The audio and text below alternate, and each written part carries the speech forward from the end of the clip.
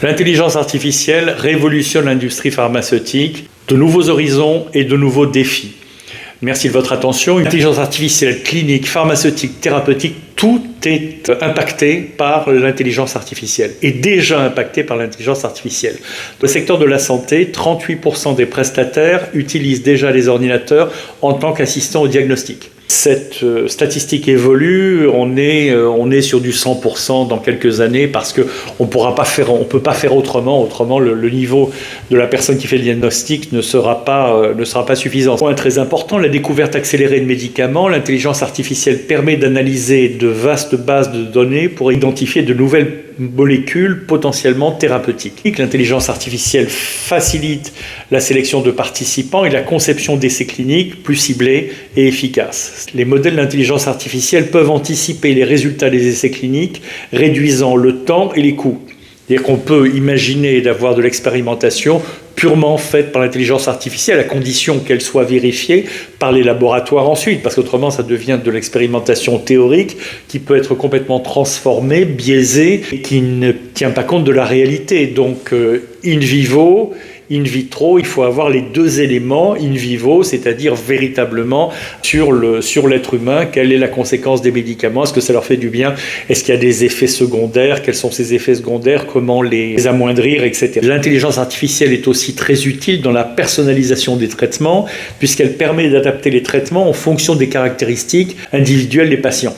Ça veut dire par rapport à votre profil médical, par rapport aux autres médicaments que vous prenez et par rapport à beaucoup de données. Il y aura plein de choses qui vont rentrer en jeu. L'intelligence artificielle peut trouver et pondérer et utiliser toutes ces données, à surveiller et à prédire les effets indésirables des médicaments, améliorant ainsi la sécurité. La gestion des données complexes, maintenant, l'intelligence artificielle traite les données massives générées par la recherche pharmaceutique pour en extraire des insights précieux.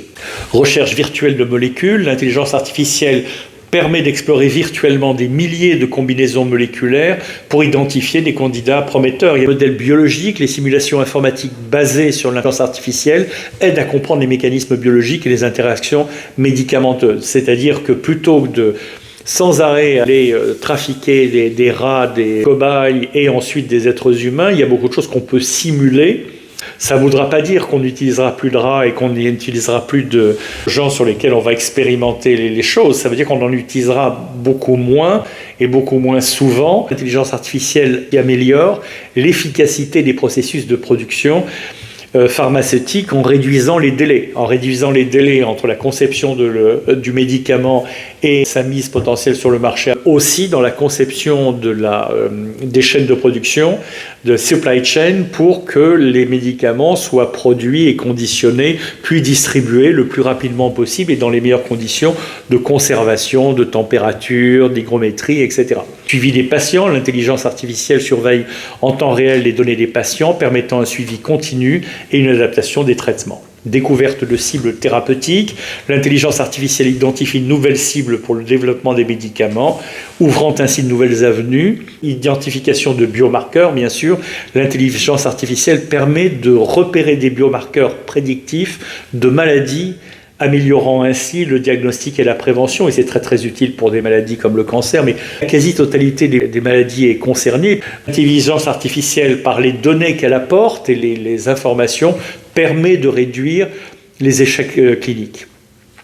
Donc on peut précocement éliminer les candidats peu prometteurs dans une étude, limitant les échecs en phase clinique, puisque les gens ne seront pas adaptés à ces essais cliniques. Il vaut mieux les écarter plutôt qu'on s'aperçoive après, ex post, qu'on n'aurait pas dû les inclure dans l'échantillon de test.